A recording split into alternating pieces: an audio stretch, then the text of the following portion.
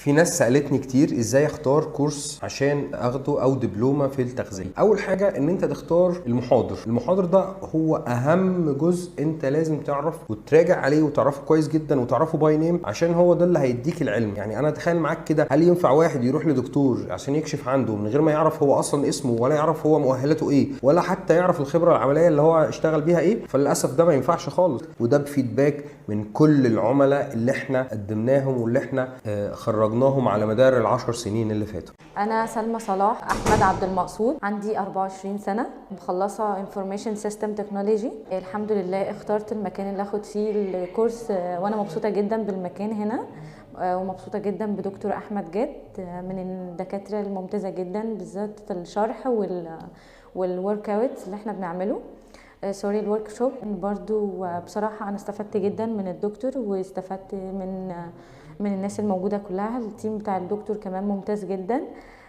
مرتاحة في التعامل مع كل الناس. الدكتور كمان شرحه مبسط جدا وبيوصل معانا لأبسط ليفل ان احنا يعني نخش في الموضوع نبقى متميزين فيه.